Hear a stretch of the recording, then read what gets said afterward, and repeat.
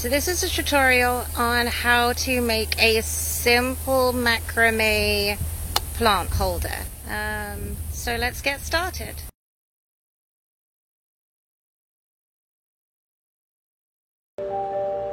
Hi, so welcome to our channel. As you know, my husband likes to repair things with wheels and engines. I am the opposite, and I like to make things, a lot of things. So I do macrame, wood burning, glass engraving. So today we're going to start off with a really simple planter that you can do. To start off with, so you just need a small wooden ring. You're going to need 8 cords that are 180 inches long. Okay, so I've already put 7 on, and I will show you how to put the 8th on. Okay, so we're going to have a loop like this, and then which is halfway through the whole cord. Put the loop through the back, bring it around, bring those 2 through, and pull tight. That is it. It is that simple to get all of your cords onto your wooden ring. Okay, now as you can see, I use hooks. I have lots of different size hooks in the back of my door to hold poles or branches or rings so that I have a good firm grip. If you are able to do so, you can do that. If not, get your cords onto a pole or a ring and then tape them securely to a wall or a window or somewhere where if you need to pull slightly, it is not gonna fall or move around too much. Okay, now this piece is really simple. We are literally using one type of knot. If any of you are my age, which I'm not going to say right now, and made friendship bracelets, you will remember a stitch that we used to call, which is DNA, because it looked like a strand of DNA that would twist around. That is the knot that we are going to use. There is a proper name for it in macrame, but in my head it is still called the DNA. So to start off with, it is really simple. We are going to grab the 2 outer cords and we are going to lump all of these ones together. Okay, and what we're going to do is we are going to bring this one over, bring this one underneath and up, and as we bring that, it's going to go through and around, right? So it kind of looks like that, and then we're going to pull it up and bring it in and pull it super tight, right? So that's one, and then we're going to continue. So this one comes over, this one goes under it and through the back to the other side and loop around, right? And that is 2, right? We're going to do this 10 times down. So again, slowly bring this one over with this cord, bring it under, through the back and out the other side, and pull. So that is our 10, right? So we've got a nice little curve beginning to go around. We have all of those strings at the top secure, and now we're going to start on working on the patterns. Now, as we know with planters, they have 4 separate parts that come down, and then the bowl or planter or vase or whichever you decide will then sit in the middle. So we're going to start off with our first 4. Okay, we're going to use one of them that we used in our DNA originally and the 3 behind it, right? So that's our 4. We can forget about the rest for a while. And the same, we're going to do the same DNA, and this time we are going to do it 30 times. Okay, it's the same thing. This one goes over, this strand goes under and through the other side. I will do it slowly again for you one more time.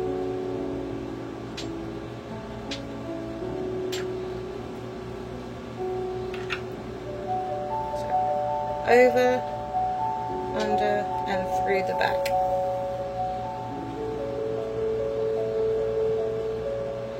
And like I said, 30 times.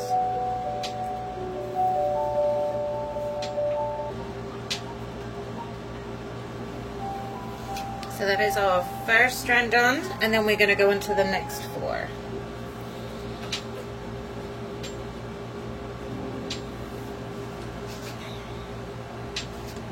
So now all of the DNA strands are done, and we now have our 4 sections that will go down to make our planter.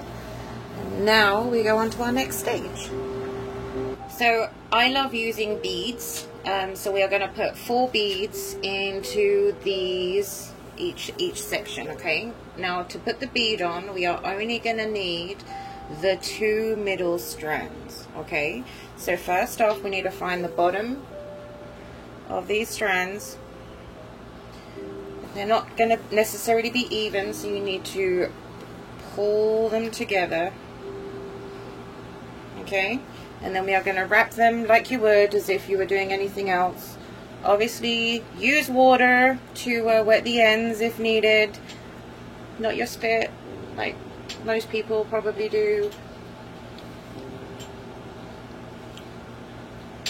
And we're going to twist, and we're going to put on these really cool vibrant green beads, which are really amazing, right? And then we're going to pull through, and we're going to pull them all the way up to the top in the middle. And then to secure that bead in, we're going to get the 2 outer ones, and we're going to do a box knot. So same as the DNA, we're going to do the first step of the DNA first, and then we're going to pull it under. But this time we're going to get this one and go over that side and bring this one under and through. Right? So we just have a simple box knot underneath, and that will secure that bead in. Okay, and isn't that a pretty colour? Oh, I love turquoise green or blue. Okay, so we're now going to do that to every single strand that we have. So we've got 1 on, and then just keep going all the way through for all 4. And again, like we did before, same as the DNA, left over.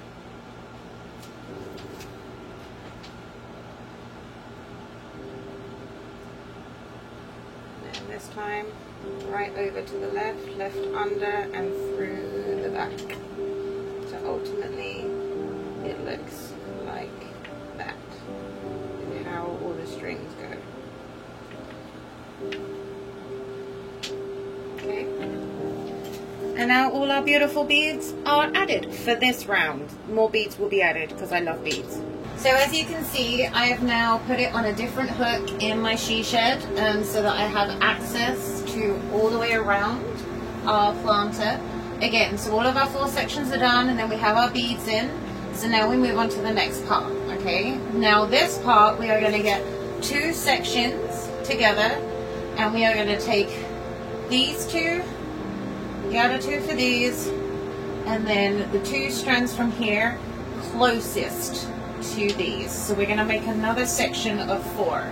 So 2 from one and 2 from the other. Okay, and then about 1 foot down, 12 inches, so probably about there, we're going to start another section of our DNA knot. So this time we're going to do 10 DNA, add a bead, and then do another 10 DNA.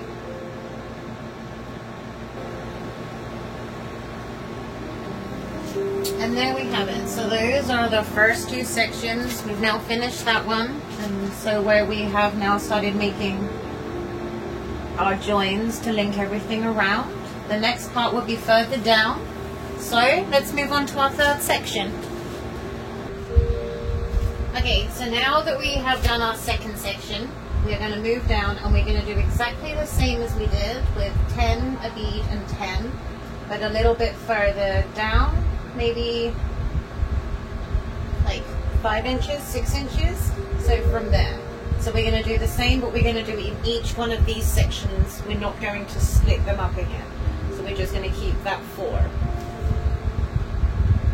And again with the same knot, so with a DNA knot for the people from my generation.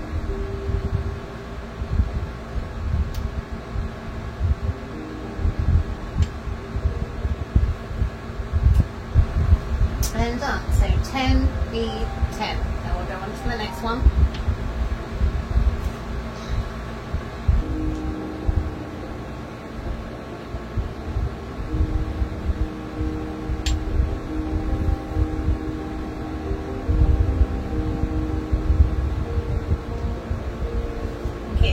Now we have all of those sections done. So we have our top section, our middle, and our bottom. And now we're going to work on the actual basket part. So again, like before, we're going to take these two, and we're going to take the one nearest to these and kind of keep them all as as possible. So kind of follow the lines down as you go through.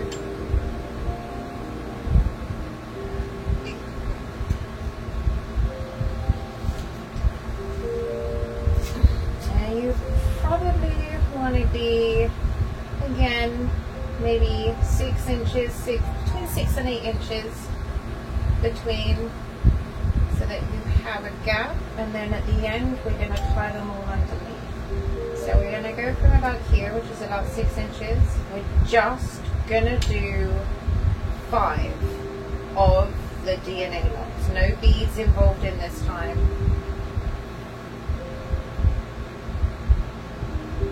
Oh, maybe. I don't know. Let's see how I feel. So we're going to do 5 of the DNA first.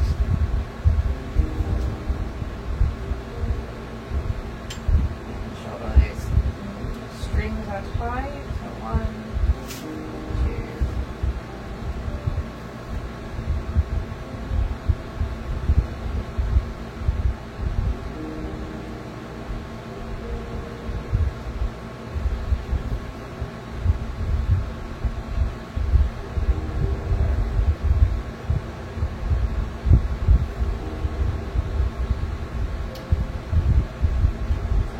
Okay, I changed my mind. We're going to do 5, a bead, and then a 5.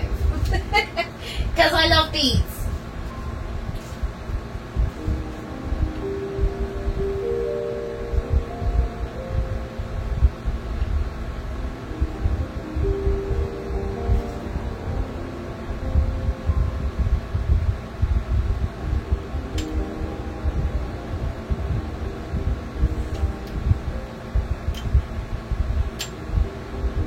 Remember, 5, bead, 5. Remember, if you don't have any beads, that's fine. So you can just do, probably as a filler, do another 5 in where that bead will be, or just simply miss out the bead. So here it was being 10 and 10, so just do 20 of those, and then you won't have that gap.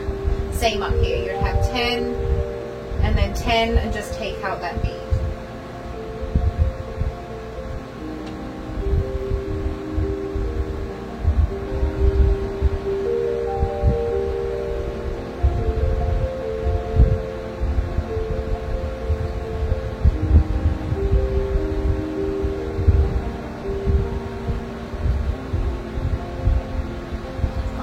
So we are now pretty much done with our whole pattern, and we've got this part at the end, so as you can see when the bowl goes in, it would have a pretty decent size to sit in. So now we are going to collect these probably about 2 inches below, and we are going to get any one of them, right? So let's go with these 2 either side. And like we did up here, and like we did at the very top when we did the DNA knot around all of them, that is what we're going to do here too.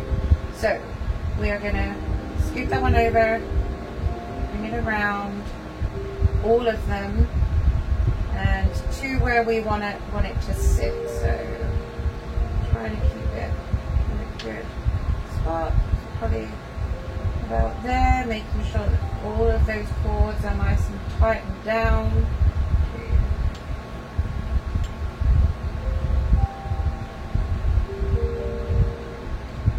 I'm going to do 10 of them all the way down, like so it mirrors the top.